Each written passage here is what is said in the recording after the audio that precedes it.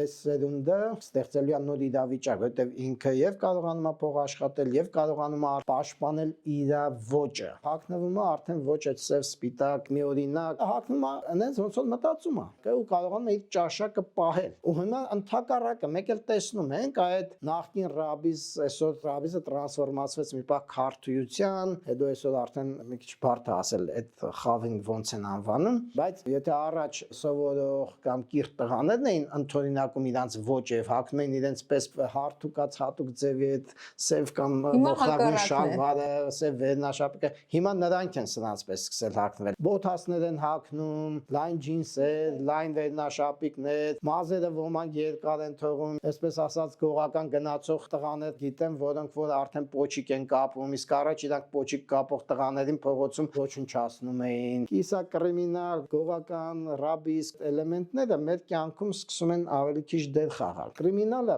կյանքում երբեք չի վերանա, աշխարհի ամենաառաջադեմ հասարակություններն էլ կրիմինալը կա։ Խնդիրը կրիմինալը հասարակական կյանքից մեկուսացնելն է, որովհետեւ հասարակությունը իր ստեղծագործական պոտենցիալը կրող երիտասարդներին չկաշկանդի, որ իրենք ազատ լինեն ստեղծագործելու, սովորելու, դրսևորվելու, արժեքներ ստեղծելու մեջ։